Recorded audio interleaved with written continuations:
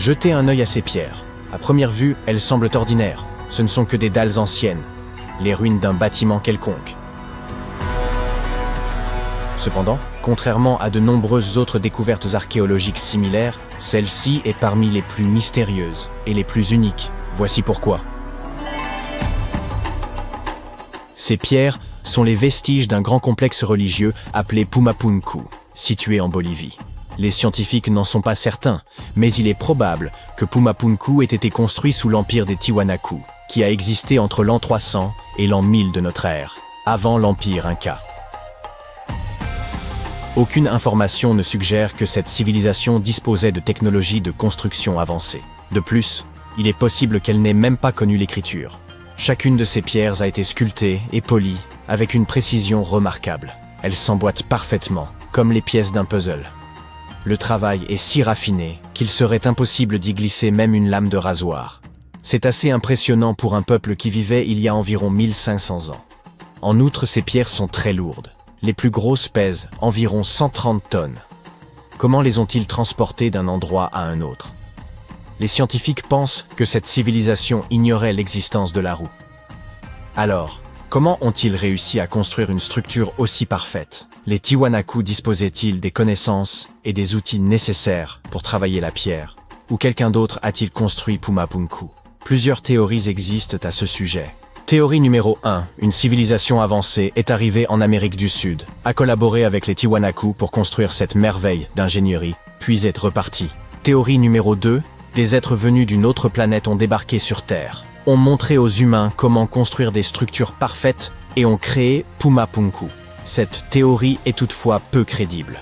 Un autre scénario du même ordre suggère que Pumapunku a été construit par des créatures mythologiques issues de la culture sud-américaine de l'époque. Théorie numéro 3. La plus plausible. Il n'y a aucun mystère. Les Tiwanaku constituaient une civilisation avancée dotée de technologies de construction incroyables. Qu'en pensez-vous? Bien, nous venons de voir des pierres parfaitement rectangulaires utilisées pour construire un temple. Que diriez-vous de pierres parfaitement rondes destinées à l'étude du ciel étoilé? Ou à d'autres fins, qui sait? Alors bienvenue au Costa Rica. Au sud de ce pays se trouvent les sphères d'Iki. Il s'agit de pierres rondes, lourdes et de grande taille, créées à l'époque précolombienne, vers l'an 600 de notre ère. Ces pierres proviennent d'un type de roche unique, formé à partir de magma refroidi. En d'autres termes, quelqu'un a attendu la fin d'une éruption volcanique et le refroidissement du magma, puis a utilisé ce matériau pour sculpter ces sphères. Mais comment ont-ils fait pour obtenir une forme aussi parfaite? Selon les scientifiques, ils auraient utilisé de petites pierres pour broyer et sculpter le magma refroidi. Certains spécialistes pensent que ces pierres étaient destinées à s'orienter, qu'elles servaient à indiquer leur chemin aux voyageurs. D'après une autre théorie, les sphères d'Ikis étaient utilisées pour l'astronomie. Personne ne connaît la vérité. Et nous ne l'apprendrons peut-être jamais, car tous ceux qui connaissaient le secret de ces pierres ont disparu à la suite de la conquête espagnole.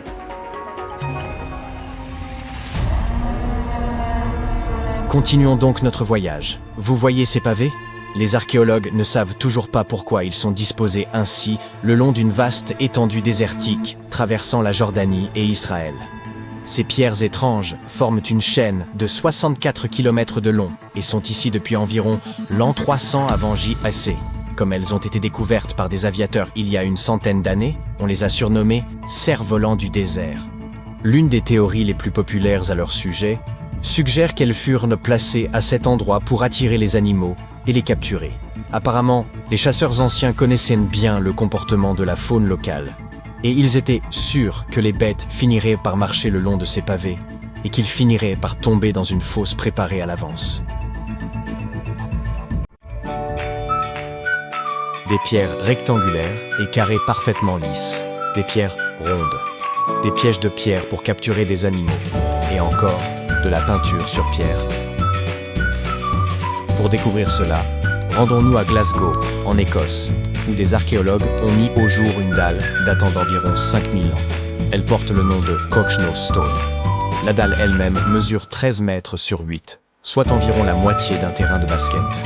Et toute sa surface est recouverte d'étranges motifs tourbillonnants que les scientifiques qualifient de marques en coupe et en anneaux. Mais que signifie-t-il? Comme pour le reste, les scientifiques n'en sont pas encore certains. Une théorie suggère toutefois que ces inscriptions auraient un lien avec des phénomènes astronomiques, tels que les éclipses lunaires ou solaires. Peut-être s'agit-il d'une carte du ciel, ou peut-être que ses créateurs souhaitaient simplement réaliser une œuvre d'art. Quoi qu'il en soit, il existe un autre fait intéressant, lié à ces dessins. Des scientifiques en ont découvert de similaires sur plusieurs sites préhistoriques à travers le monde. Délaissons à présent les pierres mystérieuses, et intéressons-nous à d'autres merveilles archéologiques. Voici la chronologie approximative du développement de la civilisation, à partir de 8000 avant notre ère, selon les scientifiques. Tout d'abord, les hommes s'installent dans un endroit et y construisent une ville ou un village. Puis ils se lancent dans l'agriculture, avant de construire des temples. Cependant, en 1994, des archéologues ont déclaré « Non, l'ordre pourrait être différent. Et si les hommes avaient d'abord construit des temples pour vénérer des êtres mythiques supérieurs, avant de construire des villes et de se lancer dans l'agriculture ?» Rendons-nous en Turquie, dans la région rurale de Göbekli Tepe, où, au milieu des années 90, des archéologues ont découvert plusieurs piliers de pierre sur lesquels étaient sculptés des animaux. Cette structure ancienne remonte au 10e millénaire avant notre ère. Aujourd'hui, cet endroit est considéré comme l'un des plus anciens lieux de culte au monde. Il a très probablement été construit par des chasseurs semi-nomades qui ne connaissaient rien à l'agriculture, car celle-ci n'est apparue dans cette région que 5 siècles plus tard. Aujourd'hui, les scientifiques se posent la question suivante. Est-il vrai que de telles structures ont conduit à la colonisation de la région ? La réponse à cette question pourrait nous aider à comprendre la mentalité et le développement de l'humanité dans de nombreuses régions de la planète. Aimeriez-vous posséder un parchemin sur lequel serait indiqué l'emplacement d'un trésor ? En fait, vous en avez déjà un. Vérifiez par vous-même. Il vous suffit de rechercher « le trésor du rouleau de cuivre » sur Google, de télécharger une photo haute résolution du rouleau en question et de suivre ses instructions. Mais attention, le texte est absolument incompréhensible. Les scientifiques tentent de déchiffrer ce message depuis sa découverte en 1952 à Qumran, et ils n'y sont toujours pas parvenus. Selon une théorie, le rouleau contiendrait des informations sur une importante quantité d'or et d'argent. Cependant, même si ce trésor n'existe pas, cet artefact n'en présente pas moins un grand intérêt. Il a été créé il y a environ 2000 ans, à l'époque où l'Empire romain régnait sur la colonie de Qumran. Peut-être les habitants de la région souhaitaient-ils cacher leurs objets de valeur aux légionnaires romains et ont-ils laissé un plan à leurs descendants ? Lorsque vous vous approchez de cette merveille archéologique, vous ne remarquez rien. Mais si vous montez haut dans les airs et que vous regardez vers le sol, vous verrez des motifs étonnants, créés par le peuple de la culture Nazca. On les appelle les lignes de Nazca. Des pilotes et des passagers d'avions de ligne les ont aperçus pour la première fois dans les années 1920 et 1930, lors de vols au-dessus du Pérou. Ces grands dessins sont composés de lignes géométriques, d'images complexes d'animaux et de figures fantaisistes. Il y a plus de 2000 ans, un peuple a creusé à la surface du sol pour créer ces motifs. Mais pourquoi ? Les lignes de Nazca continuent de fasciner les chercheurs et les passionnés d'archéologie.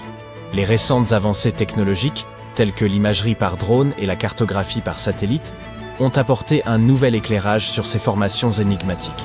Certains chercheurs s'intéressent désormais à la possibilité que ces lignes aient eu plusieurs fonctions, notamment celle de communiquer avec des êtres extérieurs à notre monde. Et cette hypothèse est plausible. Une partie des scientifiques pense que ces étranges motifs étaient un moyen rituel de communiquer avec les divinités de la civilisation Nazca. L'étude de ces merveilles archéologiques enrichit non seulement notre connaissance du passé, mais nous invite également à admirer l'ingéniosité et la créativité de l'esprit humain.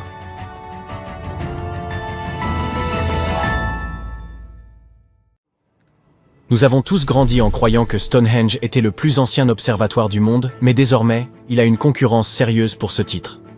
Nabta Playa a été construit à plus de 3919 km de distance, dans le sud de l'Égypte, et des milliers d'années, 7500 avant notre ère, avant Stonehenge, entre 3000 et 1500 avant notre ère. Et même les pyramides de Gizeh, entre 2589 et 2504 avant notre ère. En 1973, un guide bédouin, Eid Marif, est tombé sur un étrange groupe de grandes formations rocheuses en traversant le désert du Sahara.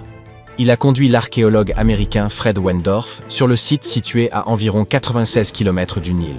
L'ami et collègue de Wendorf affirme que l'équipe a découvert les pierres en s'arrêtant pour une pause toilette dans le désert. De toute façon, Ce qu'ils ont trouvé a changé l'histoire. Au début, Wendorf pensait que les structures en pierre étaient juste des formations naturelles. Mais ensuite, il eut une révélation. Cet endroit était autrefois un lac, ce qui signifie qu'il ne devrait pas y avoir de roches naturelles ici. Il continua à revenir sur le site pendant des décennies, et au début des années 1990, son équipe découvrit finalement un cercle de pierre qui semblait s'aligner avec les étoiles d'une manière inexplicable. Après 7 longues années à essayer de percer le mystère du site, Wendorf contacta un expert en archéoastronomie. Ils étudient comment les anciens utilisaient les étoiles. Un soir, alors que l'expert était assis dans le sable frais du désert, regardant les pierres, il se rendit compte qu'elles formaient un motif irradiant à partir d'un immense tumulus funéraire. Une par une, au fur et à mesure qu'ils creusaient dans le sédiment, les mégalithes enterrés commençaient à s'aligner comme les rayons d'une roue. L'équipe avait déjà utilisé la datation au radiocarbone pour tester des échantillons provenant de foyers et de toitures en bois de tamaris trouvées à l'intérieur du cercle de pierre. Nabta Playa comptait des dizaines de pierres dressées, toutes hautes de quelques pieds. Certaines d'entre elles s'alignaient exactement avec le lever du soleil lors de jours spéciaux, et d'autres correspondaient avec des étoiles brillantes dans le ciel. À l'intérieur du grand cercle, il y avait 6 pierres spéciales qui ont peut-être été utilisées pour des rituels ou pour marquer des moments importants de l'année. Autour d'elles, 29 pierres dressées pourraient avoir fonctionné comme un calendrier simple pour aider les gens à savoir quand il était temps pour quelque chose d'important, comme le solstice d'été, le jour le plus long de l'année. Lorsque le soleil se levait juste au bon endroit, c'était un signe que la saison des pluies approchait. Le cercle de pierre était autrefois aligné avec les étoiles les plus brillantes du ciel septentrional. Arcturus, Sirius et Alpha du Centaure. Certaines pierres pointaient même vers la constellation d'Orion. En suivant le mouvement d'Arcturus à travers le ciel, ils ont découvert qu'il correspondait parfaitement au cercle autour de 4800 avant notre ère. Cela signifie qu'il s'agit du plus ancien site astronomique jamais découvert, et les habitants de Nabta Playa observaient peut-être les étoiles des milliers d'années avant même l'invention des télescopes. Il semble que cela avait une énorme signification pour les personnes vivant et voyageant à travers le désert. Il y a plus de 1000 ans, la longue, froide et sèche ère glaciaire qui avait duré des dizaines de milliers d'années commençait enfin à s'estomper. L'Afrique du Nord a reçu des pluies et des moussons massives qui ont rempli les lacs saisonniers, Playa. Ainsi, certaines parties du désert se sont transformées en oasis éphémères.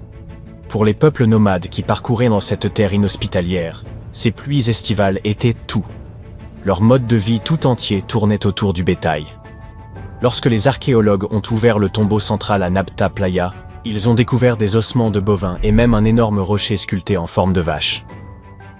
Les personnes qui l'ont construit ont utilisé les étoiles pour se guider et trouver des points d'eau cachés comme Nabta Playa, qui contenait probablement de l'eau pendant environ 4 mois par an, à partir des moussons d'été. Mais il n'y avait pas d'étoiles polaires à l'époque. Ils se sont donc plutôt orientés en utilisant les étoiles brillantes et la façon dont le ciel semblait tourner en cercle au-dessus d'eux. Lorsque les lacs étaient au plein, les pierres debout étaient en partie submergées. Et depuis la rive ouest, vous pouviez voir le reflet des étoiles sur l'eau sombre. Nabta Playa est bien moins célèbre que Stonehenge, peut-être parce que ces pierres étaient enterrées, alors que le célèbre site en Angleterre était accessible aux visiteurs depuis des milliers d'années. Malheureusement, lorsque Nabta Playa est devenu célèbre, certains touristes ont endommagé des parties en déplaçant des pierres, ce qui a perturbé les alignements stellaires anciens. Pour le protéger, les autorités ont déplacé l'ensemble vers un musée, où les gens peuvent voir les pierres et la statue de vache sculptée sans les endommager. L'observatoire égyptien n'est pas la seule construction semblable à Stonehenge. Il existe des versions qui ont été utilisées à des fins différentes. De l'Allemagne, anneau de Pemelt, et la France, alignement de Karnak, aux États-Unis, Stonehenge d'Amérique dans le New Hampshire et aux Andes dans le nord du Pérou. Ce dernier est en fait l'une des plus anciennes grandes structures jamais construites dans cette région. La place circulaire est constituée de 2 immenses murs de pierre disposés en anneaux.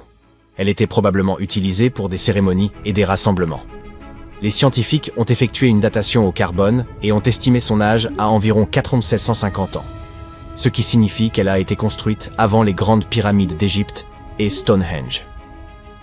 La place comportait 2 entrées et une couche spéciale d'argile, de terre, de gravier et de charbon de bois en dessous. Elle a été soigneusement planifiée et construite. Les archéologues ont également trouvé des pièces en céramique, des cristaux de quartz et des pierres précieuses sur le site, ce qui montre qu'il s'agissait certainement d'un lieu spécial. Des gens l'ont visité pendant des siècles, mais à un moment donné, vers 500-200 avant Jésus-Christ, il a été fermé, probablement en raison de l'évolution des croyances et des traditions. La découverte la plus récente, février 2025, est celle des vestiges d'un grand cercle de bois, datant approximativement de la même époque et ayant des parallèles avec Stonehenge, tout en haut, au Danemark. Cette structure en plein air faisait probablement partie d'une zone spéciale où les peuples préhistoriques du néolithique final et de l'âge du bronze ancien, nommé 600 à 1600 avant l'ère commune, se rassemblaient pour des rituels et des cérémonies. Le cercle était composé de 45 gigantesques poteaux en bois, formant un énorme anneau d'environ 30 mètres de large. Le bois a disparu maintenant, mais les scientifiques pensent que de hauts bois se dressaient autrefois dans les trous et créaient une impressionnante henge de bois. Personne ne sait exactement à quoi ces cercles étaient utilisés, mais les archéologues ont trouvé des ossements d'animaux et des restes de nourriture sur des sites similaires. Donc les gens se rassemblaient, probablement là pour des festins et des rituels.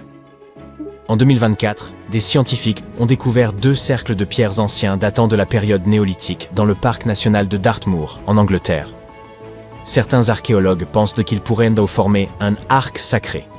Beaucoup des structures de pierre de Dartmoor ont été construites en forme courbée sur les hauteurs au centre de la zone. Il y a longtemps, Dartmoor était couvert de forêts, donc les gens ont peut-être utilisé ces hauteurs comme repères importants. Un des nouveaux cercles découverts s'intègre à l'intérieur de cet arc, mais l'autre est à l'extérieur, au nord. Cela aurait pu être un point d'entrée dans l'arc. Il y a également une levée de terre près des pierres, qui ressemble à d'autres sites néolithiques célèbres, comme le cercle de Brodgar en Écosse et Stonehenge lui-même. Cela signifie que les personnes qui ont construit ces cercles ont peut-être visité Stonehenge ou en ont été inspirées. Des archéologues à Oman ont découvert d'anciens monuments en pierre appelés triliths, qui ont reçu le surnom de Stonehenge arabe. Ils ont été achevés il y a environ 2000 ans. Mais personne ne sait avec certitude qui les a construits ni pourquoi.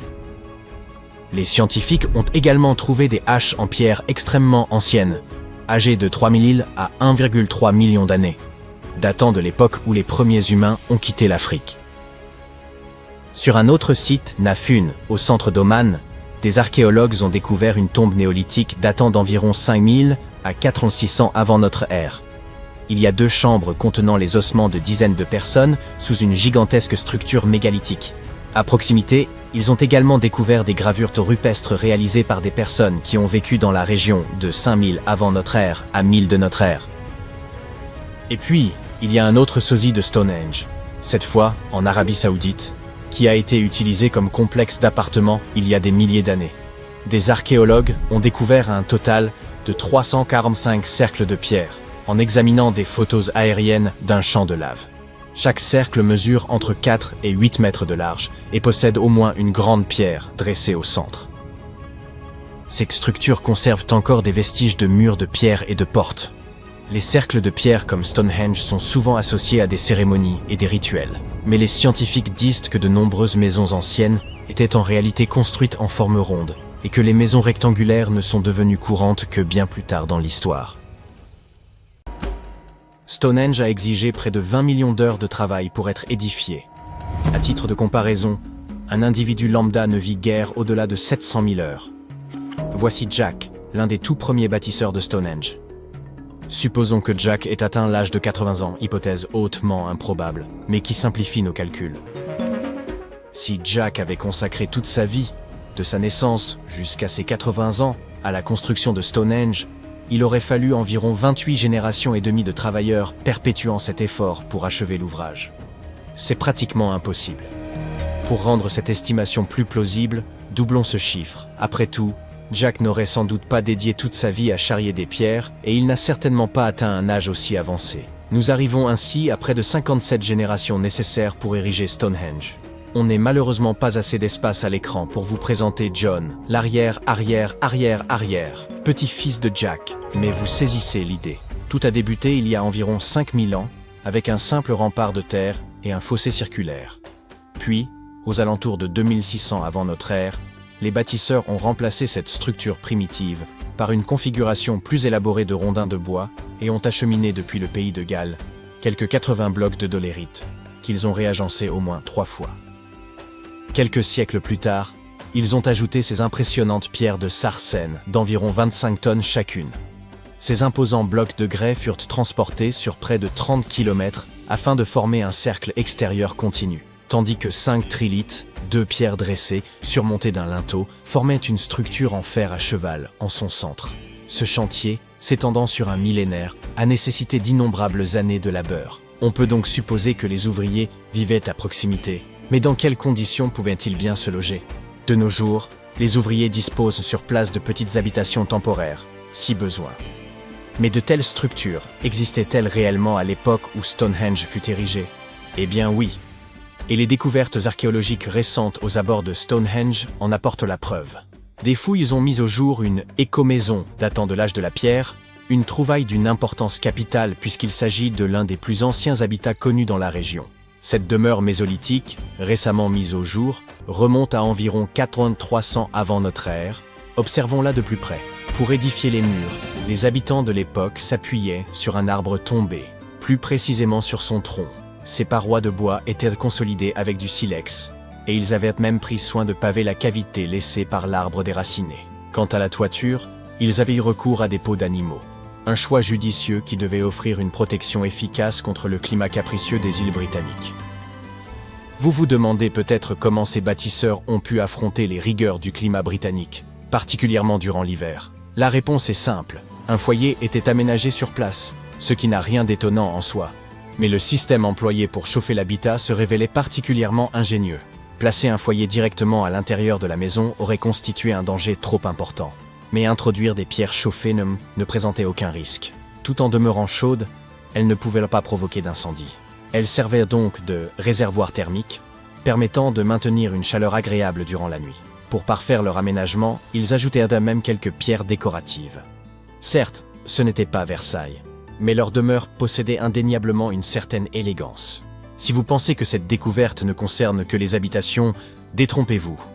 Elle bouleverse notre compréhension du mode de vie de cette époque. En situant ces populations dans un cadre préhistorique essentiel, dès les débuts du néolithique, elle soulève des interrogations fascinantes sur un éventuel lien entre ces premiers habitants et les bâtisseurs de Stonehenge. Mais une inquiétude persiste. Les experts s'inquiètent du fait que ce site, ainsi que d'autres vestiges archéologiques enfouis, pourraient être mis en péril si les autorités maintiennent leur projet de tunnel visant à détourner l'A303 en la faisant passer sous ce site classé au patrimoine mondial. Bien entendu, la maison mise au jour par les scientifiques n'était pas parfaitement conservée et présentait plusieurs lacunes essentielles pour la vie quotidienne. Certains éléments avaient disparu avec le temps, tandis que d'autres étaient simplement absents. Aussi, les chercheurs ont-ils entrepris de recréer ces habitations vieilles de 4500 ans. Pour ce faire, ils ont utilisé 20 tonnes de craie, 5000 tiges de noisetier et 3 tonnes de paille. Ces reconstitutions ont été érigées à proximité de Stonehenge. Un véritable exploit lorsqu'on sait à quel point il est difficile d'y obtenir un permis de construire, même pour une simple étable. Alors, à quoi ressemblent ces maisons? Tout d'abord, il y en a 4, toutes de forme ovale. Elles reposent sur les fondations de véritables habitations qui se dressaient à cet endroit il y a environ 4500 ans, soit précisément à l'époque où l'éco-maison de Stonehenge était en construction. Les habitations sont de taille modeste, se limitant à une seule pièce. Déterminer leurs dimensions s'est révélé relativement simple, puisque la taille du toit et la hauteur des murs pouvaient être estimées à partir des fondations. Chaque côté mesure environ 5 mètres. Cependant, la structure exacte de la toiture demeure une énigme. À l'époque, plusieurs techniques à base de chaume étaient utilisées, rendant difficile l'identification précise de celle employée ici. Pour l'instant, l'hypothèse la plus probable est celle d'une toiture en paille nouée ou attachée, solidement fixée à un cadre en noisetier tressé. Lorsque le foyer est allumé, la fumée s'élève naturellement à travers le chaume. Les 20 tonnes de craie ont servi à recouvrir les sols et les murs. Cette surface blanche réfléchit la lumière du soleil et retient la chaleur du feu. Toutefois, un problème inattendu est apparu. Le sol, saturé d'eau, en a considérablement retardé le séchage. Alors que la craie aurait dû durcir en quelques jours, certaines parties du sol sont restées collantes durant des semaines, un peu comme du chewing-gum. il ne fait aucun doute que les bâtisseurs d'il y a 4500 ans ont dû affronter des difficultés similaires, ce qui permet d'apprécier à sa juste valeur le labeur qu'exigeait la construction de ces habitations. Pour obtenir une finition lisse et presque brillante, la dernière couche d'enduit a été appliquée avec des chiffons, conférant au mur une apparence étonnamment raffinée. L'intérieur est aménagé avec des lits et des étagères en bois et en osier, ainsi que des pots d'argile, le tout organisé autour d'un foyer accueillant. Le tout donne une impression d'espace et baigne dans une lumière naturelle qui traverse le toit de chaume avant de se réfléchir sur les murs blancs. Le mobilier tressé, quant à lui, apporte une touche d'authenticité. Des feux ont été allumés pour y préparer un premier repas. Du pain confectionné à partir de farine moulue sur une meule de pierre, juste à côté du foyer. Ceux qui l'ont goûté ont été agréablement surpris par sa saveur. Légère déception. Ceux qui ont recréé ces habitations ont un peu triché. Certes, les matériaux sont fidèles à ceux d'origine, mais les outils utilisés ne le sont pas. Ils ont eu recours à des bétonnières pour mélanger le torchis, des brouettes pour transporter le bois, et des haches en acier pour fendre les bûches près de l'âtre, plutôt que des outils de pierre. Il faut toutefois rappeler que ces constructeurs ne sont pas des experts, mais des bénévoles. Dans ces conditions, une petite entorse aux techniques d'antan semble tout à fait pardonnable. D'ailleurs, d'autres volontaires présents sur le site sont ravis de partager leurs connaissances sur les tâches quotidiennes des bâtisseurs de Stonehenge, qu'il s'agisse de moudre le grain ou de tresser des cordes en jonc. Mais ces cahutes ne sont pas les seules découvertes notables de la région de Stonehenge. Il y a quelques années, des archéologues ont mis au jour un site funéraire qui précède même la construction du célèbre monument. Ce long tumulus néolithique, daté d'environ 5600 à 5700 ans, aurait accueilli les dépouilles de certains des premiers habitants de Grande-Bretagne. Son existence a été révélée par des images aériennes montrant son empreinte caractéristique sous les cultures. La plaine de Salisbury regorge d'anciens vestiges, comprenant Stonehenge, divers tumulus et autres monuments. Épargnée par les bouleversements au fil des siècles, elle a su préserver une quantité remarquable de structures préhistoriques. Cette découverte illustre par ailleurs une transition majeure dans le mode de vie humain, marquant le passage du nomadisme à une sédentarisation fondée sur l'agriculture et l'élevage. Un mode de vie qui fait écho à celui reconstitué dans l'écomaison. Le tumulus en question s'étend sur environ 26 mètres de long et 20 mètres de large. Bien que l'érosion et l'agriculture aient fait disparaître une grande partie de sa structure émergée. Si ces caractéristiques sont similaires à celles d'autres sépultures de la région, il pourrait renfermer les restes de 30 à 50 individus, ainsi que des crânes de vaches, dont l'importance pour ces communautés anciennes ne fait aucun doute. Vous connaissez Stonehenge sans aucun doute. Ces gigantesques blocs de pierre, mystérieusement érigés en cercle sur une plaine anglaise par on ne sait qui. Mais si le Stonehenge d'Angleterre n'était en réalité qu'une imitation d'un monument plus ancien, et si ces bâtisseurs avaient simplement traversé l'Atlantique pour reproduire ce qu'un autre peuple avait déjà accompli ailleurs? En effet, des chercheurs ont mis au jour un autre Stonehenge, immergé sous les eaux du lac Michigan. Ce lac est le foyer de phénomènes étranges et inexpliqués. On y recense de nombreuses disparitions, des crashs aériens, et désormais ceci. Un antique monument submergé, qui ressemble étrangement à Stonehenge. Il nous était impossible de rester indifférents, nous devions explorer cette histoire en profondeur. Un cercle de pierre monumentale, agencé d'une manière étrangement familière. 2 anneaux y étaient visibles, un cercle externe, un autre interne, reposant à 12 mètres sous la surface. Mais il ne s'agissait pas d'un simple tas de pierres. Elles avaient été disposées là de manière délibérée, par la main de l'homme. En poussant plus loin, les chercheurs ont réalisé qu'ils contemplaient une structure vieille de plus de 9000 ans. Songez-y un instant. Ce Stonehenge, englouti dans le lac Michigan, précède les pyramides d'Égypte. Il est même antérieur au Stonehenge britannique, d'environ 4 millénaires. Ces révélations suffisaient déjà à stupéfier les chercheurs de l'université de Northwestern Michigan. Mais cela, avant même qu'ils ne fassent une découverte encore plus étonnante. L'une des pierres présentait une gravure, un pétroglyphe discret mais net, représentant un mastodonte. Ces créatures, proches cousines de nos éléphants, ont disparu de la surface de la Terre il y a 10 000 ans. Par conséquent, ceux qui ont érigé ce Stonehenge subaquatique vivaient nécessairement à la même époque que ces animaux disparus. Cette découverte a suscité de nombreuses interrogations au sein de la communauté scientifique. Après tout, pourquoi aurait-on entrepris de disposer ces blocs de pierre au fond d'un lac? Pour commencer, les chercheurs estiment qu'à cette époque, le lac Michigan contenait beaucoup moins d'eau qu'aujourd'hui. Ensuite, il se pourrait que ce dispositif soit lié à des pratiques rituelles ancestrales des peuples autochtones. Un professeur de l'Université du Michigan a proposé une hypothèse intrigante. Selon lui, ces pierres auraient constitué une sorte de piège de chasse préhistorique. Il avance que les premiers chasseurs utilisaient cette formation circulaire comme un couloir de guidage, afin de canaliser de grands animaux, tels que les mastodontes évoqués dans les gravures rupestres, vers une enceinte plus restreinte, où ils devenaient plus faciles à abattre.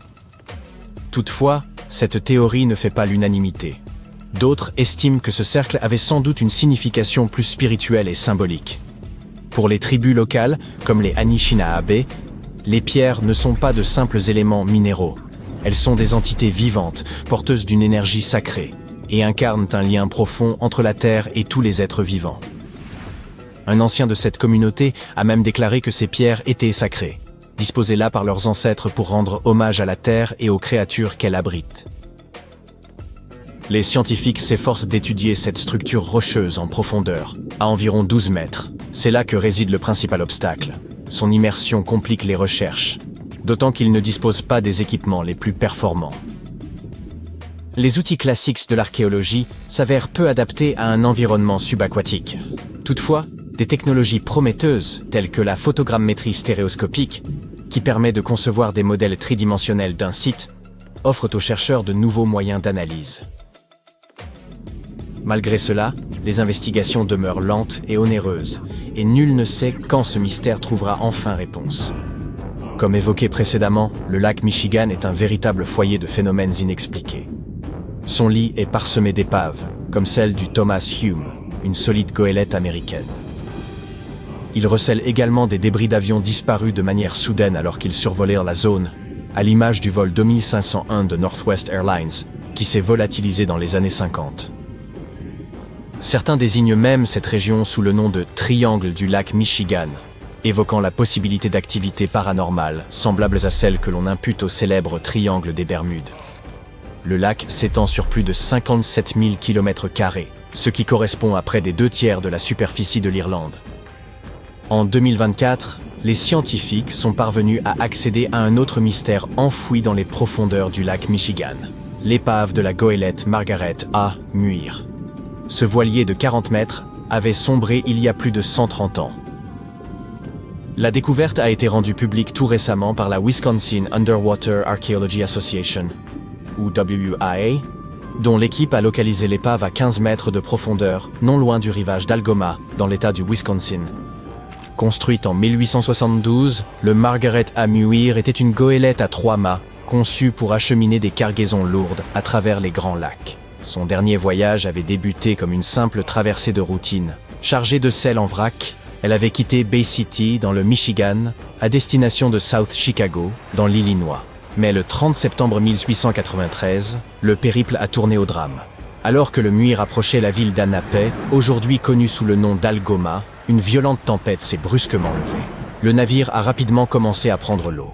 Le capitaine a donné l'ordre à son équipage de l'abandonner et, heureusement, tous ont réussi à regagner la rive sains et saufs.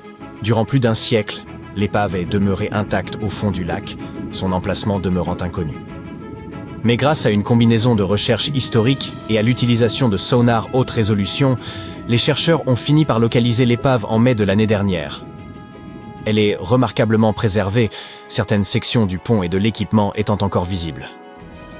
Un peu plus à l'ouest, au fond du lac Mendota, près de Madison, dans le Wisconsin, des chercheurs ont mis au jour une autre découverte spectaculaire. Ils y ont trouvé 11 canoës anciens. Selon eux, le plus vieux d'entre eux remonterait à environ 2500 avant notre ère.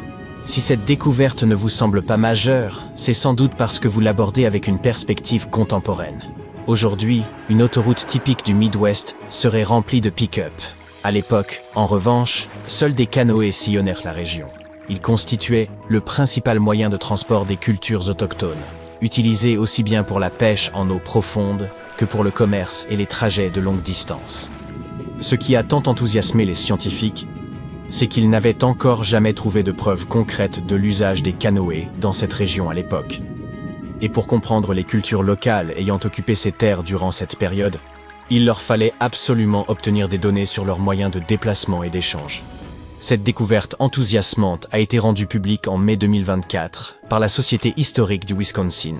Le premier canoë, que les chercheurs estiment vieux d'environ 1200 ans, a été extrait du lac en 2021. Un second a été mis au jour l'année suivante. Et à présent, des plongeurs ont repéré au moins 11 autres embarcations le long de ce qui fut jadis une ancienne rive, aujourd'hui totalement submergée. Une théorie suggère que ces canoës auraient été volontairement immergés pour éviter qu'ils ne gèlent ou ne se déforment durant l'hiver. Il se pourrait qu'on les ait entreposés au même endroit pendant plusieurs générations. Ou bien que ce site ne représente qu'une partie d'un peuplement bien plus vaste. Les historiens envisagent même la possibilité qu'un ancien village repose sous les eaux. Des plongeurs ont déjà mis la main sur des outils en pierre, comme des lestes à filets de pêche, mais le village en lui-même n'a pas encore été localisé. En réalité, même si les grands lacs accaparent souvent toute la lumière, les scientifiques rappellent que des lacs plus modestes, comme Mendota, ont aussi leur lot de récits. La Société historique du Wisconsin collabore étroitement avec les Premières Nations pour mieux reconstituer l'histoire de ce plan d'eau. Et croyez-le ou non, il existerait un troisième Stonehenge, niché sous les eaux du lac de Constance, en Suisse. Considérez-le comme une sorte de cousin aquatique du célèbre site anglais. Les archéologues ont commencé à l'identifier dès 2015, en découvrant une ligne de 170 cairns en pierre, manifestement d'origine humaine, reposant au fond du lac. Selon les scientifiques, il s'agirait très probablement d'un projet mené par plusieurs villages, et le site des cairns aurait été utilisé à des fins collectives. Il faut dire que les structures sont impressionnantes. Certaines s'étendent sur une dizaine de mètres de large et peuvent atteindre jusqu'à 2 mètres de hauteur. La découverte la plus stupéfiante à ce jour, c'est que le site daterait d'environ 5500 ans, soit à peu près la même époque que la construction du tout premier Stonehenge. Ce qui les rapproche, ce sont notamment leurs dates de création et les caractéristiques spécifiques de ces monuments de pierre agencés en cercle. Les scientifiques en savent encore peu sur ce site, mais pour ma part, j'y vois un motif qui semble se répéter un peu partout à travers le globe. Pas vous? La structure de Richat est une formation gigantesque au milieu du Sahara et qui ressemble à s'y méprendre à une vaste cible de fléchettes. Elle est si grande que l'on peut la voir de l'espace. Même la CIA s'y est intéressée à elle. En 1965, ils avaient prévu de la survoler, à la recherche d'anomalies géomagnétiques. Les résultats sont toujours classifiés aujourd'hui. Peut-être que les rumeurs sont vraies, et que cet endroit est vraiment la cité perdue de l'Atlantide. On suppose que l'Atlantide aurait coulé sous les vagues. Mais de récentes découvertes nous orientent dans une direction différente. C'est une histoire ancienne qui remonte très loin dans le temps, et Platon a été le premier à la mentionner. Le lieu avait une végétation luxuriante et une structure singulière. 3 cercles concentriques de terre entourant 2 cercles d'eau. 2 citations clés des écrits de Platon suggèrent que l'Atlantide n'aurait peut-être pas été une île ordinaire au milieu de l'océan. De plus, l'Atlantide aurait subi une influence majeure de l'Afrique et de l'Europe, ce qui remet en question l'idée qu'elle ait pu se trouver dans l'Atlantique. Il s'avère que l'œil du Sahara et l'Atlantide se ressemblent. Lorsque les astronautes ont vu l'œil du Sahara depuis l'espace, ils ont d'abord soupçonné qu'il s'agissait du cratère d'impact d'une météorite. Mais les anneaux de la structure correspondent à la disposition décrite pour l'Atlantide. Plus important encore, le Sahara n'a pas toujours été un désert. Il s'est transformé d'une région tropicale en un désert aride, il y a environ 11 000 ans.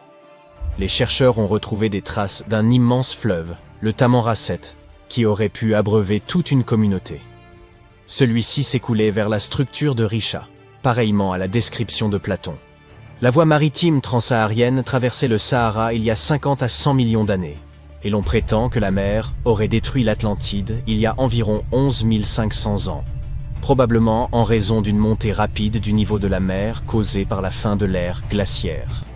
L'imagerie satellite de la NASA montre des motifs qui concordent avec cette théorie. Ces cercles concentriques pourraient être la clé permettant de dévoiler les secrets de l'évolution de notre planète au cours de millions d'années. Ils ont été façonnés par l'érosion de plusieurs couches de roches résistantes, créant un motif étrange fait de crêtes et de ravins. Le pic principal se dresse fièrement à 400 mètres de haut. la partie centrale a subi une transformation significative due à l'érosion, développant une structure circulaire avec un pic élevé. Contrairement au cratère d'impact, l'œil du Sahara présente une symétrie et un équilibre frappant. Certains affirment que cela résulterait du soulèvement des roches, sculptées par le vent et l'eau. D'autres pensent qu'il s'agirait d'un ancien anticlinal, érodé jusqu'à révéler cette forme concentrique. Ensuite, il y a la théorie du dôme de sel, suggérant que c'est la flottabilité du sel qui aurait sculpté cette merveille. Les techniques de datation ont prouvé qu'elle s'était formée il y a 252 à 541 millions d'années, à plus ou moins 1 million d'années près. D'anciens artefacts sont éparpillés autour des anneaux extérieurs de la structure, près du lit du fleuve asséché. Certains outils en pierre plus anciens ont également été retrouvés dans la même zone. Et pourtant, même si quelques pointes de lance de l'ère néolithique y ont été trouvées, il n'y a pas beaucoup de signes que des gens y aient vécu à l'époque. La région semble avoir été exploitée pour des activités à court terme comme la chasse ou la fabrication d'outils. Il existe d'autres mystères surnaturels qui parsèment notre monde. L'une de ces énigmes se trouve en Norvège. Le sinistre phénomène des lumières d'Esdalen, également connu sous le nom de vallée des lumières, laisse les scientifiques perplexes. Cette vallée a une largeur de 15 km. Elle est assez reculée, mais une étrange boîte bleue se trouve en haut de la colline, équipée de caméras qui scrutent le vallon en contrebas. L'inquiétante saga a commencé dans les années 80, lorsque le ciel nocturne au-dessus de Esdalen s'est paré de boules de feu incandescentes, un spectacle récurrent qui a fait frémir tous ceux qui l'ont vu. Ce n'était pas un phénomène éphémère. Bien au contraire, il s'est reproduit très régulièrement. Terrifiés, les habitants ont signalé des contacts avec ces phénomènes lumineux inexpliqués, dont certains se seraient produits près de leur maison. La peur s'est propagée comme une traînée de poudre. À son apogée, on comptait environ 20 apparitions chaque semaine. Le phénomène a fait son chemin dans les journaux, les magazines et les médias du monde entier. Bien vite, les gens ont afflué dans la vallée, espérant voir ces lumières par eux-mêmes. En 1984, des experts se sont joints à la cohue, armés d'instruments sophistiqués comme des magnétomètres, des radiomètres et bien d'autres trucomètres. Ce qu'ils ont observé était sidérant. Ces lumières défiaient toute explication. Certaines se déplaçaient à un rythme tranquille, tandis que d'autres traversèrent le ciel à une vitesse fulgurante de 30 000 km/h. Les gens ont bien essayé de les expliquer. Avions, reflets lointains, foudres en boule, satellites, planètes, météores. Mais la vitesse et la façon dont ces lumières dansaient éclipsaient toutes ces théories. Nous nous approchons lentement d'un autre lieu mystérieux. C'est le plus grand lac subglaciaire parmi les 675 lacs connus d'Antarctique. Il pourrait facilement abriter des formes de vie inconnues. Ce lac se trouve sous l'Inland 6, Est-Antarctique. Si vous plongez à environ 4 km sous la glace, vous y verrez le lac Vostok, situé à 200 mètres sous le niveau de la mer. Ce lac est long de 2 cents, 50 km, et large de 50 km, à son point le plus étendu. Avec une profondeur moyenne de 430 mètres, c'est aussi le 6e plus grand lac du monde en termes de volume. Il ressemble à une cité sous-marine, avec de hauts piliers et de profonds bassins. Ce lac secret a été découvert en 1993. Pourtant, il attendait d'être découvert depuis plus de 2000 ans, conservant tous ses secrets. En 2012, les scientifiques ont foré la glace, prélevant la plus longue carotte de glace de toute l'histoire. Ils ont traversé la calotte gelée jusqu'à la surface du lac. L'année 2013 a apporté un rebondissement inattendu, lorsque ces eaux tranquilles ont surgi lors de l'extraction d'une carotte de glace, se mêlant au fluide de forage. Puis, ils ont enfin obtenu un échantillon d'eau pure en 2015. Certains pensent qu'il pourrait se trouver des formes de vie inconnues par là-bas, car c'est une réserve d'eau fossile qui n'a pas été touchée depuis des millions d'années. Cela pourrait beaucoup ressembler à ces océans recouverts de glace que l'on soupçonne d'exister sur des lunes comme Europe et Encelade. Tout a commencé avec une théorie du 19e siècle, suggérant que de l'eau douce serait cachée sous les calottes glaciaires de l'Antarctique. Ensuite, en 1959, des levées sismiques ont laissé entreapercevoir l'existence d'un lac sous-glaciaire. Et dans les années 90, les données satellites ont confirmé l'existence du lac Vostok. Il n'est d'ailleurs pas seul. En 2005, on a découvert une île au milieu du lac. Ensuite, 2 lacs plus petits se sont joints à la fête. On soupçonne qu'un réseau secret de rivières sous-glaciaires aurait pu connecter ces lacs. Très loin de l'Antarctique, au Venezuela, la foudre de Catatumbo offre un stupéfiant spectacle lumineux à la confluence du fleuve Catatumbo et du lac Maracaibo. Cet inquiétant phénomène électrique se produit environ 140 à 160 nuits par an durant 10 heures par jour et peut libérer jusqu'à 280 éclairs en une seule heure. La fréquence de ce spectacle de foudre change avec les saisons et d'année en année. Il a connu une pause de janvier à mars 2010, ce qui a suscité l'inquiétude qu'il pourrait disparaître à jamais. Au coucher du soleil, les vents de l'Est commencent à gagner en intensité. Ce vent fort est appelé un jet nocturne à basse altitude, comme ce que l'on peut observer dans les grandes plaines d'Amérique du Nord. Ces vents apportent de l'humidité, principalement des Caraïbes et du lac en lui-même. Cet air humide rencontre les hauts sommets de la cordillère, entraînant la création d'orages sur les montagnes. Grâce à la constance de ces vents, d'autres orages apparaissent au fur et à mesure que la nuit avance. Ce schéma se répète. C'est pourquoi cette région a le taux annuel d'éclairs le plus élevé au monde. Le prochain endroit que les scientifiques sont incapables d'expliquer se trouve en Chine. Il s'agit des grottes de Longjiu. Elles présentent des voûtes hautes et inclinées et de robustes piliers. L'endroit est resté caché pendant des siècles. Ces cavernes, créées par l'homme, creusées il y a environ 2000 ans, n'ont décidé de se révéler que dans les années 90. Des agriculteurs locaux ont drainé les étangs et révélé 5 cavernes massives. Des fouilles supplémentaires ont exposé 19 autres grottes plus petites. Elles allaient de 20 à 35 mètres de large pour 10 à 20 mètres de hauteur. Des archéologues y ont retrouvé des reliques anciennes datant du règne de l'empereur Han Xuandi, remontant à plus de 2000 ans. Comment ces grottes ont-elles survécu pendant plus de 2 millénaires sans s'effondrer? Aucune trace écrite n'explique la manière dont elles ont été conçues. Les murs présentent des marques de bourrines, laissant supposer une activité de sculpture couche après couche. Mais le processus exact de construction demeure un casse-tête. Récemment, des scientifiques ont fait une découverte étonnante qui pourrait résoudre le mystère de Stonehenge. Ils ont trouvé un élément caché au plus profond de l'ADN des pierres de Sarsène, les énormes monolithes présents sur le site.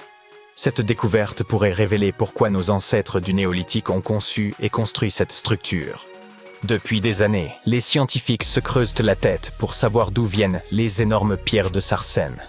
Pendant longtemps, ils ont cru qu'elles provenaient d'une carrière située à 25 km du site, connue sous le nom de Marlborough Downs. Sur ce site, ils ont trouvé des minéraux similaires à ceux qui composent les pierres de Sarsène. Mais en réalité, les choses sont plus complexes qu'on ne le pensait. Notre compréhension de la construction de Stonehenge est en constante évolution. Les scientifiques doivent littéralement remonter le temps pour percer ces mystères. D'où viennent les pierres? Comment ont-elles été transportées? Pourquoi le site a-t-il été construit? Le site de Stonehenge, situé dans la plaine de Salisbury en Angleterre, est constitué de 2 grands types de pierres. Il y a les pierres de Sarsène, très lourdes, et les pierres bleues, plus petites et plus légères. Les pierres de Sarsène pèsent chacune environ 25 tonnes. Cela équivaut à 3 éléphants d'Afrique. La pierre de Sarsène la plus lourde, appelée Hillstone, pèse à elle seule 30 tonnes. Ensemble, les pierres de Sarsène forment le cercle extérieur de la structure. À l'intérieur de ce cercle, vous trouverez les pierres bleues. Leur nom est peut-être un peu trompeur, car elles ne sont pas vraiment bleues. Elles ont une teinte bleutée lorsqu'elles viennent d'être cassées, d'où leur nom. Ces petites pierres proviennent probablement des collines de Presley, dans le sud-ouest du pays de Galles, à environ 240 km de Stonehenge. Elles sont un peu plus légères que les pierres de Sarsène, mais restent assez lourdes. La pierre de l'autel, classée parmi les pierres bleues, est la plus lourde d'entre elles, avec un poids d'environ 6 tonnes. Son emplacement d'origine n'est pas encore connu. Pour déterminer l'origine d'une pierre, les scientifiques doivent d'abord étudier sa composition. Pour cela, ils vérifient l'ADN de la roche.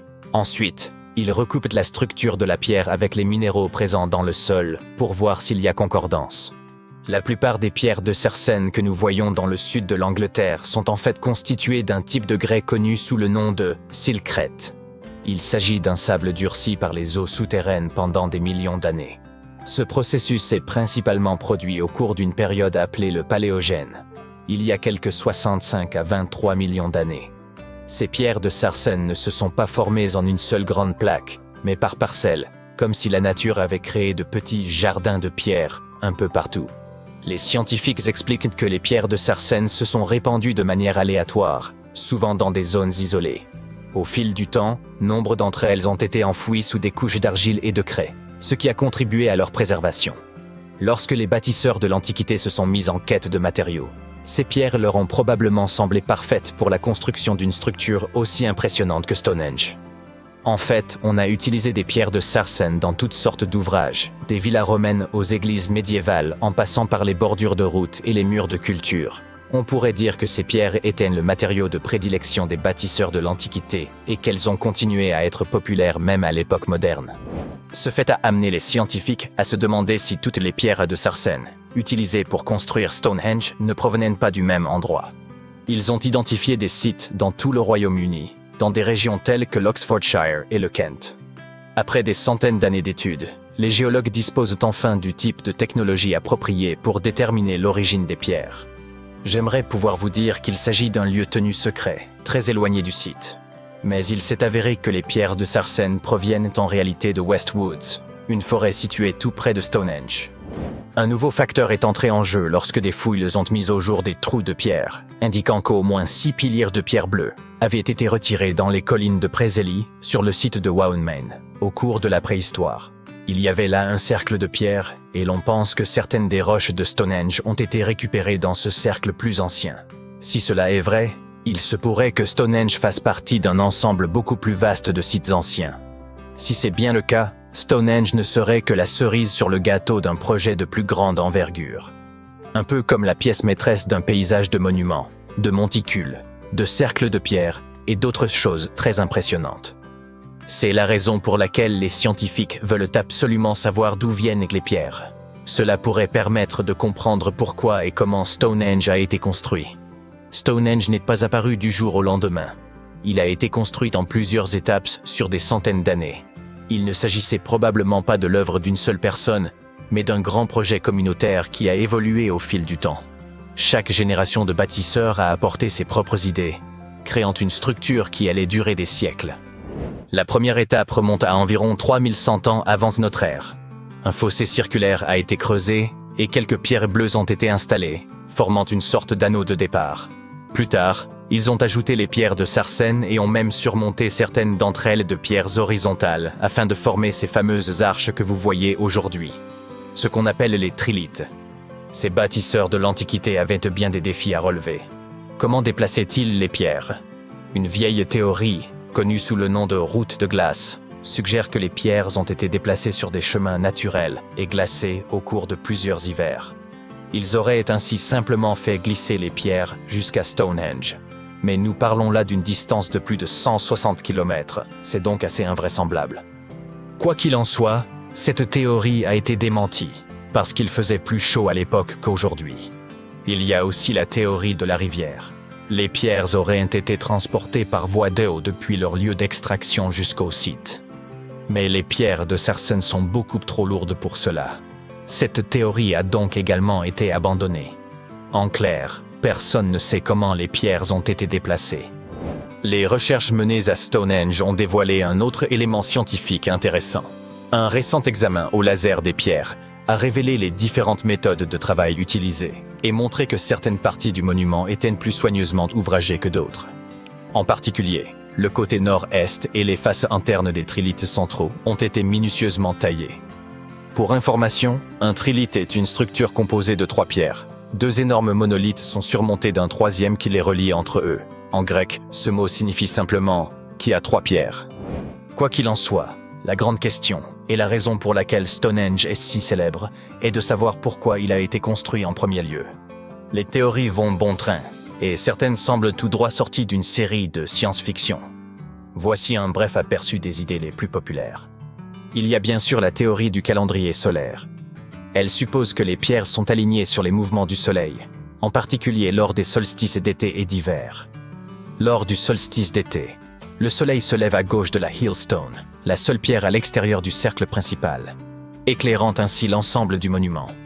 Certains disent qu'il s'agit là d'une espèce de calendrier antique permettant de marquer les jours les plus longs et les plus courts de l'année. Certains archéologues pensent que Stonehenge pourrait avoir été un ancien site de guérison. Des morceaux de pierre bleue portent des traces de burin, probablement faites par des gens qui croyaient qu'elles pouvaient guérir des maladies. Selon une théorie, les gens venaient à Stonehenge de tous les coins du pays dans l'espoir d'y trouver un remède à leurs maux. Certains pensent que Stonehenge était un lieu très populaire, un endroit où les gens se rassemblaient.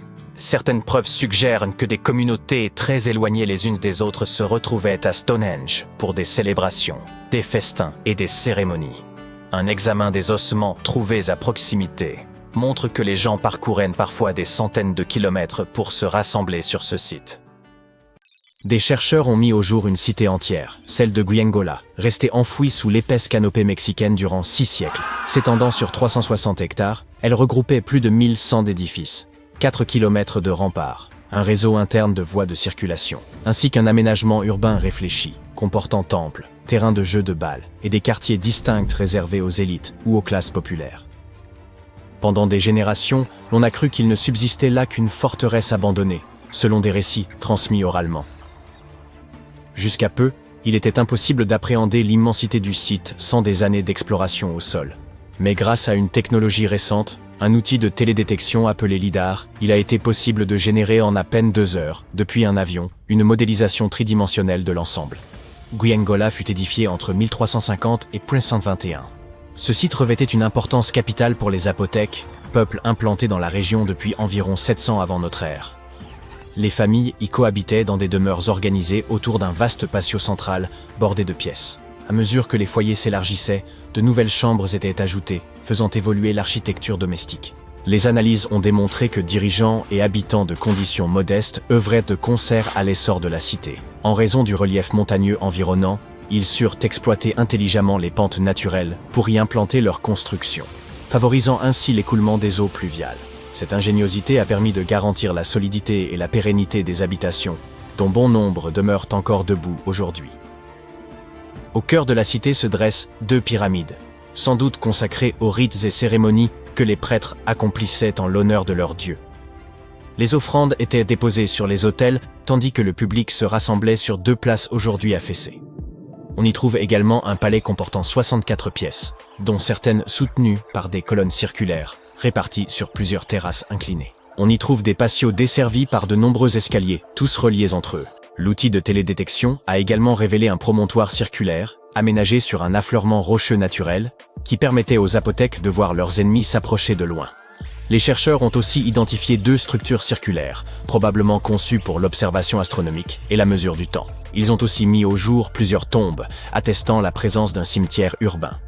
À la fin du XVe siècle, les Zapotèques exerçaient leur pouvoir sur une vaste portion de la côte pacifique et étaient parvenus à défendre leur territoire contre les ambitions expansionnistes des Aztèques.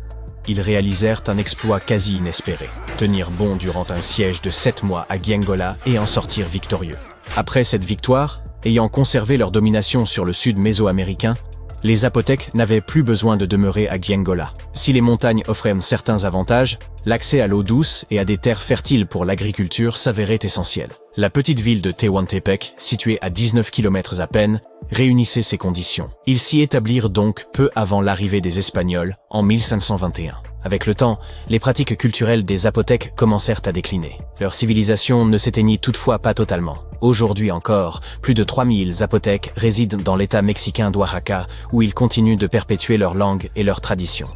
La création du modèle 3D de cette cité perdue ne constitue qu'une étape préliminaire dans la recherche. Les archéologues espèrent que les études à venir permettront de mieux comprendre l'organisation politique et sociale des Zapotèques, la manière dont ils administraient leur cité, ainsi que la nature de leurs échanges avec les Espagnols à leur arrivée. Ils projettent d'examiner les 1170 structures révélées par le balayage LIDAR, ce qui nécessitera plusieurs années. Plutôt que de fouiller le sol, ils auront recours à des technologies non invasives afin d'explorer la ville sans en altérer les vestiges. Grâce à cette même technologie, les scientifiques ont pu révéler l'existence d'une vaste cité ancienne enfouie sous le dense feuillage de la forêt amazonienne. Un ensemble structuré de maisons, de places, de routes et de canaux reposait dans l'ombre d'un imposant volcan. Pendant des siècles, nombre de chercheurs ont cru que les peuples amazoniens vivaient dans de modestes huttes, ne défrichant que de petites parcelles pour subsister. Or, cette cité, édifiée il y a 2500 ans et occupée durant un millénaire, nous prouve le contraire. Les experts estiment que des dizaines, voire plusieurs centaines de milliers de personnes vivaient au sein de sociétés urbaines complexes. Le balayage de la région a permis d'identifier 6000 plateformes rectangulaires, chacune mesurant environ 20 mètres sur 10 et s'élevant à une hauteur de 2 à 3 mètres. Ces constructions étaient regroupées autour de places centrales, avec des routes rectilignes aux angles droits parfaits, connectées par des sentiers. L'une d'elles atteignait même 26 km de long. La réalisation de voies parfaitement droites exigeait davantage que le simple suivi du relief naturel. Certaines d'entre elles revêtaient probablement une valeur rituelle ou spirituelle. Le sol volcanique, particulièrement fertile, favorisa l'essor de cette civilisation, mais il pourrait aussi avoir contribué à sa disparition. Les chercheurs ont en outre révélé les défenses de ces villes comme des fossés barrant l'accès à plusieurs d'entre elles. Il est donc possible que des groupes voisins aient tenté d'envahir ces cités. La prochaine phase consistera à étudier les 300 km² adjacents afin de mieux cerner l'ampleur et la complexité de cette société ancienne, qui pourrait même surpasser par sa taille la célèbre civilisation maya du Mexique et d'Amérique centrale. En 1963, un habitant de Turquie fit une découverte stupéfiante en rénovant sa maison. En abattant un mur de sa cave, il mit au jour une pièce énigmatique. En poursuivant ses fouilles, il tomba sur un tunnel, lequel le mena à la ville souterraine de Derinkuyu. Il s'agit de l'une des cités souterraines les plus profondes et les plus vastes de Cappadoce, et même de toute la Turquie. Les habitants occupaient 8 niveaux souterrains, chacun offrant un accès à des caves, des espaces de stockage, des chapelles, une école, une salle d'études ainsi que d'autres installations. Ces étages étaient interconnectés par un vaste réseau de tunnels. Il est probable que cette cité enfouie ait été conçue comme refuge. Située à une profondeur de 85 mètres, elle demeure invisible depuis la surface. Le site était suffisamment vaste pour accueillir environ 2000 personnes, accompagnées de leur bétail et de leurs vivres. Un puits de ventilation, profond de 55 mètres, assurait l'aération.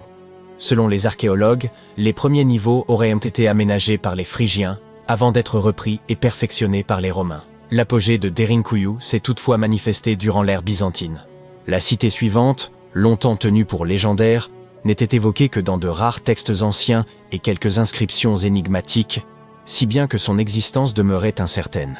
Après avoir exploré une grande partie du littoral égyptien, un archéologue du nom de Frank Goddio et son équipe ont soudain aperçu un visage monumental émergeant des profondeurs. C'est ainsi que la ville engloutie de Thonis Héracléion fut révélée, à plus de 6 km au large d'Alexandrie. Parmi ces vestiges reposaient 64 navires, 700 ancres et un fabuleux trésor de pièces d'or.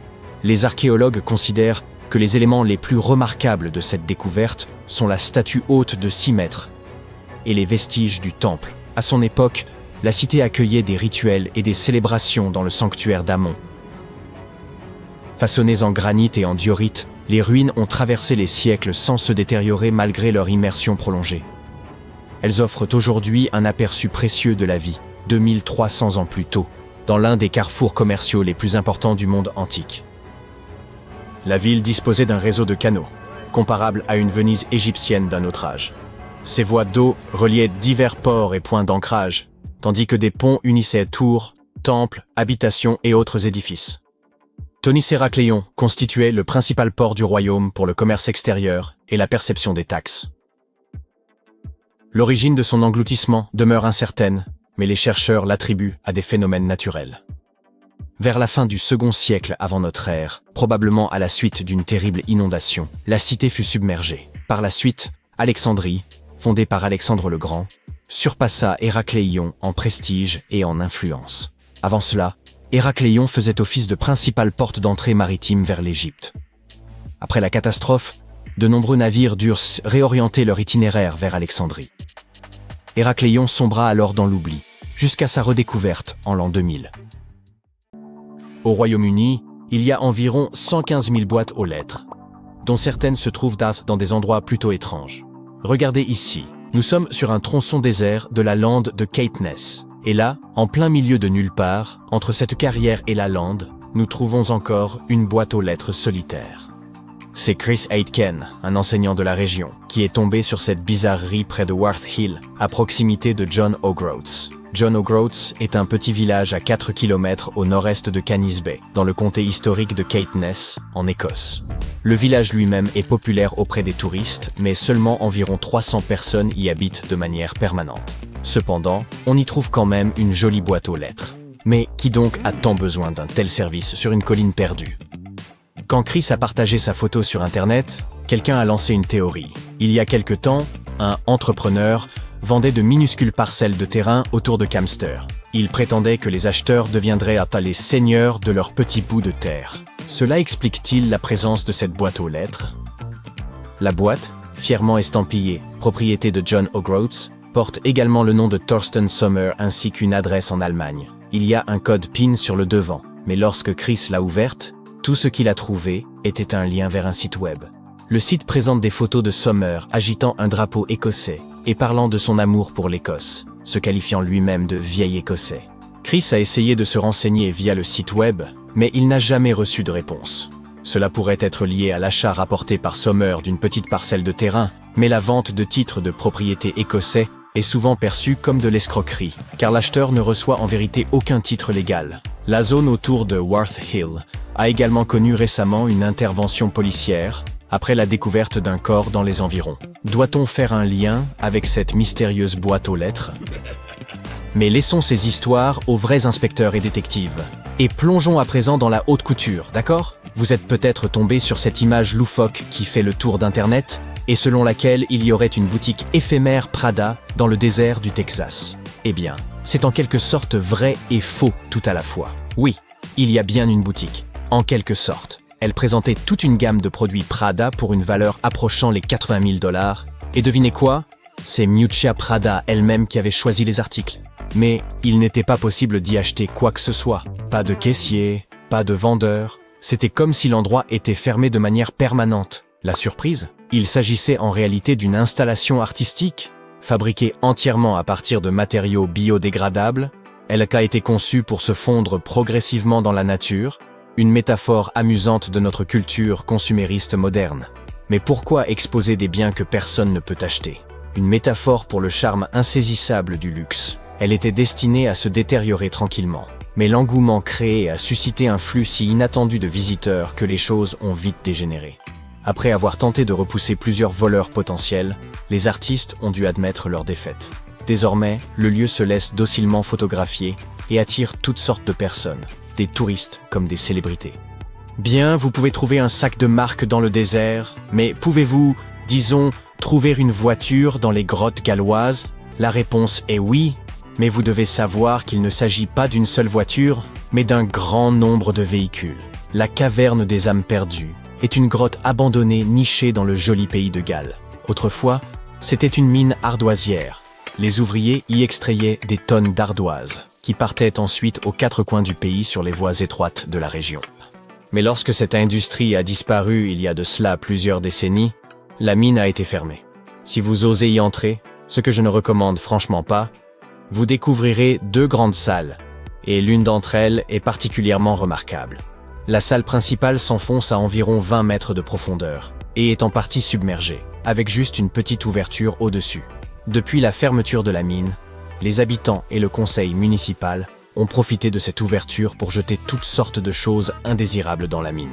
Vous trouverez de tout, des réfrigérateurs, des télévisions, et même des voitures entassées dans un coin. Ce qui rend la caverne des âmes perdues si spéciale, c'est le faisceau de lumière qui plonge en son cœur, éclairant l'énorme tas de voitures et de métal saccagé. L'eau, lorsque cette lumière vient la toucher, brille d'un vert turquoise éblouissant, et on peut voir de magnifiques reflets sur sa surface immobile. De temps en temps, un fragment d'ardoise tombe dans l'eau, brisant le silence et envoyant des ondes dans toute la caverne. Voici une autre découverte étrange faite au pays de Galles. Un monolithe argenté et brillant de 3 mètres est récemment apparu sur Hay Bluff à Powys, et il a vraiment piqué la curiosité des internautes. C'est au cours d'une randonnée qu'un certain Craig Muir est tombé dessus par hasard, et il a affirmé qu'il semblait tout droit tomber de l'espace. Il est fait d'acier chirurgical, ne porte aucune marque et est extrêmement bien fabriqué, sans soudure visible. La découverte de ce randonneur rappelle ces mystérieux monolithes qui ont surgi un peu partout dans le monde en 2020, créant un certain émoi sur Internet. Richard Haynes, un habitant de la région, a suggéré qu'il pouvait s'agir d'une installation scientifique Mais le règlement du parc national interdisant les structures non autorisées, il se peut bien qu'il ne reste pas là très longtemps. Comme il n'y a aucun sentier dans les environs immédiats, Muir suppose qu'il a pu être amené ici par un groupe de personnes ou même déposé par un hélicoptère. Ce n'est pas la première fois qu'un tel monolithe est apparu de manière si étrange. On en a aperçu de semblables dans l'Utah, sur l'île de White, et même à Glastonbury Tor. L'un d'eux portait une marque humoristique, pas Banksy. Il est toutefois possible que cet artiste célèbre en soit l'auteur. Le Royaume-Uni est le pays où l'on trouve le plus grand nombre d'œuvres de Banksy. En 2023, il y en avait 70. Rien d'étonnant, puisqu'il serait apparemment britannique et est né à Bristol. Le désert d'Atacama, dans le nord du Chili, qui est le désert non polaire le plus sec de la Terre, présente une vue étrange au kilomètre 1309 de la route panaméricaine. Une main géante en ciment qui s'élève à 11 mètres au-dessus du sable. Plutôt effrayant, vous ne trouvez pas? Mais rassurez-vous, il ne s'agit pas d'un monstre sorti de terre pour vous attirer par les chevilles dans un monde souterrain. Ce n'est pas non plus la relique ancienne d'une civilisation perdue. Un sculpteur professionnel a créé ce petit monument original en 1992. Malgré son emplacement isolé, la main est souvent la victime de graffitis, de sorte que des bénévoles doivent la nettoyer 2 fois par an. Au fait, ce n'est pas le seul monument de ce genre. Le même sculpteur a créé une main similaire à Punta del Este, en Uruguay. On l'appelle « l'homme émergent à la vie », et elle représente l'idée selon laquelle un géant tiendrait toute l'Amérique du Sud d'une main ferme. Pourquoi pas? Voici à présent une gigantesque sphère de pierre cachée dans la forêt de la vallée de Visoko, en Bosnie. Qu'en pensez-vous? Est-ce une relique ancienne ou une installation d'art moderne? Partagez vos réflexions dans les commentaires. Mais pour être entièrement honnête avec vous, comme je le suis toujours, personne ne connaît la vérité à son sujet. Les experts pensent pour que cette sphère, qui mesure environ 3 mètres de diamètre, est simplement une formation rocheuse naturelle, une concrétion. Ces boules possèdent cette couleur rougeâtre en raison d'une forte teneur en fer, et c'est une lente agglutination de particules minérales qui leur donne cette forme si particulière. Bien que les concrétions puissent prendre des formes plutôt surprenantes, le processus exact de leur formation reste quelque peu mystérieux.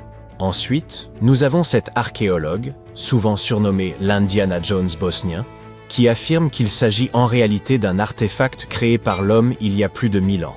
On trouve toutefois ce genre de concrétion sphérique dans d'autres endroits que la Bosnie. Vous pouvez en trouver partout dans le monde. Prenez, par exemple, les célèbres boulders de Moeraki, en Nouvelle-Zélande. Des pierres massives et rondes ayant plus de 60 millions d'années. Il y a aussi des concrétions en forme de boulets de canon dans le Dakota du Nord. Et n'oublions pas les sphères de pierre façonnées par les Dikis au Costa Rica, fruit d'un travail virtuose, un magnifique témoignage de la créativité humaine. Donc, bien que la sphère bosniaque soit très intrigante, c'est probablement juste une concrétion ancienne et non le vestige d'une civilisation perdue. Dommage. Certaines choses sont si bien cachées qu'il faut descendre au fond de la mer pour les apercevoir. Autrefois un lieu de plaisir hédoniste pour l'élite romaine, Baïse était un peu le Las Vegas de son époque. Mais aujourd'hui, ses ruines se trouvent sous l'eau. Cette station thermale prospérait grâce à ses sources chaudes volcaniques et attirait des personnalités telles que Néron et César, qui y construisirent même des villas de vacances. Cependant, au 8e siècle, Baïse a perdu une bataille et elle fut ensuite abandonnée. Alors que le niveau de l'eau montait, une grande partie de la ville a été engloutie sous la baie. Vous pouvez désormais explorer les ruines antiques de Baïse dans l'un des rares parcs archéologiques sous-marins de la planète. Retenez votre souffle. Imaginez que vous ayez réservé une excursion dans les jungles du Costa Rica. Tout à coup, vous tombez sur une énorme sphère de pierre, dont le diamètre fait presque 2 mètres. Comment diable est-elle arrivée là et que symbolise-t-elle? Vous interrogez immédiatement votre guide. Il n'est pas aussi étonné que vous, et vous explique qu'il y en a en fait plusieurs centaines disséminées dans le sud du pays. Ces mystérieuses sphères de pierre n'ont pas de nom officiel. Les habitants les appellent simplement Las Bolas, ce qui signifie boule en espagnol, tandis que les historiens les appellent les sphères Dikis, du nom de la culture qui les a produites. Les scientifiques ont étudié les couches de sédiments de la Terre qui les entourent et estiment que les plus anciennes ont été fabriquées vers l'an 600 de notre ère et que les plus récentes datent de l'an 1000 de notre ère. De nombreuses sphères ont été déplacées après leur découverte initiale. C'est pourquoi les archéologues ont du mal à les dater avec précision. La culture d'iquis a complètement disparu peu après sa découverte par les Espagnols, au XVIe siècle. Contrairement aux Mayas et aux Aztèques, les mythes et légendes de ces peuples n'ont pas survécu et ne peuvent donc pas expliquer l'existence de ces mystérieuses sphères. Plus de 300 de ces boules ont été découvertes à ce jour, certaines mesurant moins de 2,5 cm de diamètre, les plus grandes mesurant jusqu'à 2 mètres de diamètre, plus hautes donc que la plupart des humains. Bien que certaines sphères soient en calcaire, la majorité d'entre elles ont été sculptées dans une variété de basalte, un type de roche qui se forme lorsque la lave se refroidit rapidement. Certaines sphères pèsent jusqu'à 15 tonnes et, dans la plupart des cas, leur surface est lisse au toucher, bien qu'il existe des pièces plus rugueuses, généralement inachevées. Si l'on écarte la théorie selon laquelle l'érosion fluviale aurait sculpté naturellement ces boules, il semble que ce soit d'anciens hommes qui les aient créées en martelant des blocs de pierre avec d'autres pierres. Une fois la forme approximative obtenue, ils polissaient la roche jusqu'à la perfection en utilisant des techniques telles que la fracture contrôlée et le meulage. Ces mystérieuses sphères se trouvent dans le delta du D'iquis, sur la côte de l'océan Pacifique. La plupart d'entre elles ont été découvertes dans un lieu appelé Ferme 6, qui, avec 3 autres sites, a été proclamé site du patrimoine mondial de l'UNESCO en 2014. La zone contient d'autres découvertes de l'époque précolombienne, telles que des espaces pavés, des sites funéraires et des monticules. Pendant des siècles, les boules de pierre ont été cachées sous une épaisse couche de sédiments qui les protégeait des éléments et des pillards jusqu'à ce qu'elles soient remises au jour dans les années 1930. La société propriétaire du terrain défrichait la forêt tropicale pour y installer des bananeraies lorsqu'elle est tombée sur ces étranges ouvrages de pierre. Certaines ont été endommagées par des bulldozers, d'autres par des ouvriers qui tentaient de les ouvrir, pensant qu'elles contenaient de l'or. Il a fallu un certain temps avant que les autorités n'interviennent pour empêcher que les découvertes ne soient davantage endommagées. Doris Stone, la fille d'un cadre de la société propriétaire du terrain, a été la première à étudier les sphères. En 1943, elle a publié un article dans une revue archéologique américaine de premier plan, attirant ainsi l'attention du monde entier sur les boules. Des expéditions ont rapidement suivi, et les archéologues ont immédiatement pu déterminer que les formations de pierre étaient d'origine humaine, probablement créées par l'ancienne population indigène du Costa Rica. À ce jour, personne n'a été en mesure d'expliquer scientifiquement leur fonction. Cela signifie qu'il y a encore de la place pour les théories les plus folles sur l'origine et la véritable finalité des sphères. La théorie la plus populaire au sein de la communauté scientifique est que ces sphères de pierre servaient de décoration et de symboles sociaux, car nombre d'entre elles ont été retrouvées à proximité des habitations des chefs de tribu. Ces mêmes chefs étaient également enterrés avec certaines des plus petites boules. Ces sculptures étaient donc certainement associées au pouvoir d'une manière ou d'une autre. Ciseler un bloc de pierre à la perfection exigeait beaucoup de travail et de planification, et seuls les individus puissants pouvaient se permettre de telles commandes à l'époque. L'autre théorie la plus répandue est que les boules étaient utilisées pour l'observation astronomique. Les sphères individuelles représentaient des étoiles ou des planètes, formant comme une carte primitive du ciel nocturne. Comme elles étaient parfaitement rondes, il était facile de les faire rouler. Avant que la jungle ne les engloutisse, la région où elles ont été découvertes était une plaine alluviale plate, idéale pour faire rouler de grosses pierres. Une autre version de cette théorie suggère que les pierres étaient utilisées comme marqueurs de frontières, un peu comme les bornes modernes, qui sont elles aussi principalement faites de pierre. Enfin, les légendes d'autres tribus qui vivaient dans la région racontent que les sphères étaient des boulets de canon que la divinité du tonnerre utilisait pour chasser la divinité des vents et des ouragans. Nous ne connaissons toujours pas la fonction première des sphères du Costa Rica, mais elles restent un élément important de l'identité nationale du pays. Le musée national de San José, la capitale du Costa Rica, en possède 6 dans sa cour. De nombreuses autres sphères sont devenues des décorations de jardin, très prisées des habitants les plus fortunés. Il y en a même une à l'université de Harvard. Plus d'un millénaire après leur création, les mystérieuses sphères de pierre du Costa Rica sont toujours associées au pouvoir et à la richesse. En termes mathématiques, les sphères de pierre ne sont pas tout à fait rondes. On estime qu'elles sont presque parfaites, approchant la forme d'une sphère à 96%. Bien que ce chiffre soit impressionnant, les sphères du Costa Rica ne sont pas les seules de leur genre. Il y a près de 10 ans, des ouvriers ont découvert de mystérieuses sphères géantes en pierre dans les profondeurs d'une mine de charbon du nord de l'Asie. La surface de ces sphères, qui mesurait un peu plus de la longueur d'un pas humain en diamètre, était exceptionnellement lisse. Et les gens se sont penchés sur la question pour tenter de comprendre ce dont il s'agissait. Certains étaient là persuadés que les boules venaient d'un autre monde, tandis que d'autres suggéraient qu'il s'agissait en fait d'œufs de dinosaures pétrifiés. Les scientifiques ont rapidement mis fin aux discussions. Il s'est avéré que les mystérieuses sphères étaient en réalité des concrétions. Il s'agit de formations rocheuses qui mettent des millions d'années à se former dans les profondeurs du sous-sol. Pensez à un caillou qui amasse de la neige en dévalant une colline. C'est ainsi que se forment les concrétions. L'eau souterraine, riche en sédiments et en minéraux, s'écoule autour de la concrétion, la façonnant lentement en un orbe parfait. Ce processus est assez courant dans la nature, mais en général, les concrétions sont assez petites. Les sphères trouvées dans la mine de charbon avaient atteint cette taille dans un sol riche en minéraux, et elles étaient suffisamment grandes pour intéresser la presse et le grand public. Un autre cas possible de concrétion est celui des imposantes sphères de pierre retrouvées dans la vallée de Visoko, en Bosnie.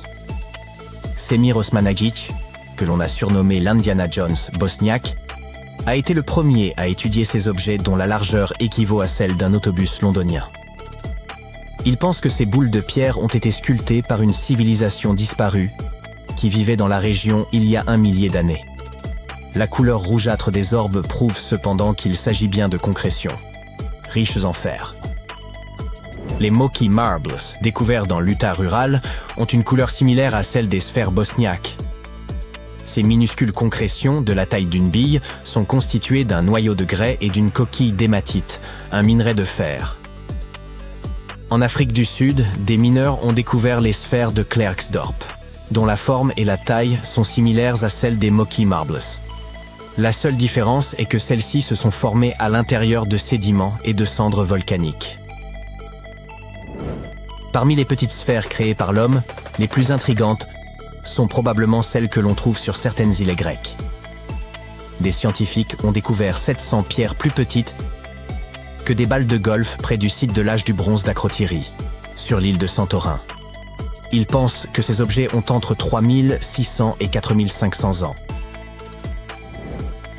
En comparant toutes les variations de taille et de couleur de ces pierres énigmatiques, les archéologues ont conclu qu'elles auraient pu faire partie du plus ancien jeu de société jamais fabriqué. Avec l'aide de l'intelligence artificielle, les scientifiques tentent aujourd'hui de comprendre les règles de ce jeu.